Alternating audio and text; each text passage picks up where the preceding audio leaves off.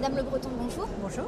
Alors vous êtes directrice du développement de l'offre et partenariat à l'ANSP. Donc l'ANSP, c'est l'établissement public chargé de la mise en œuvre de la politique publique de développement des services à la personne. Alors que doit faire un organisme qui souhaite des prestataires de services à la personne?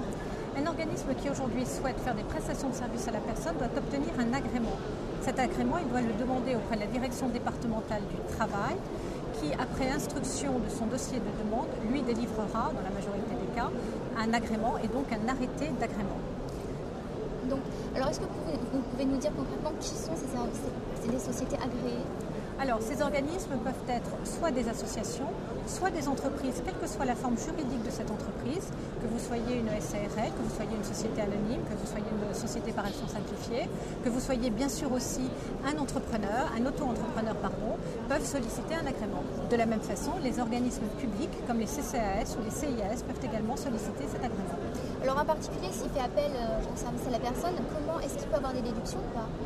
Alors, lorsque le particulier reçoit à son domicile des prestations de services à la personne, que ce soit dans le cadre de l'emploi direct ou lorsqu'il fait appel à un organisme agréé, bénéficie effectivement de la réduction d'impôt dans la limite de 50% des dépenses qu'il aura exposées de façon effective. Très bien. Alors comment on peut bénéficier également plus concrètement de ces services-là? Alors pour bénéficier de ces services-là, pour savoir où ils sont localisés sur le territoire, vous pouvez consulter le site de l'Agence nationale des services à la personne sur lequel figure un répertoire de l'ensemble des organismes agréés.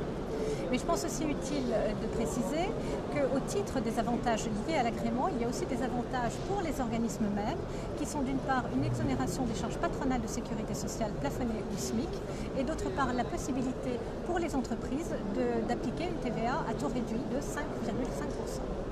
Très bien, je vous remercie Madame Le Breton. Alors je rappelle que vous êtes directrice du développement de l'offre, partenariat à l'ANSP donc qui est l'établissement public chargé de la mise en œuvre de la politique publique de développement des services à la personne. Merci. Merci beaucoup.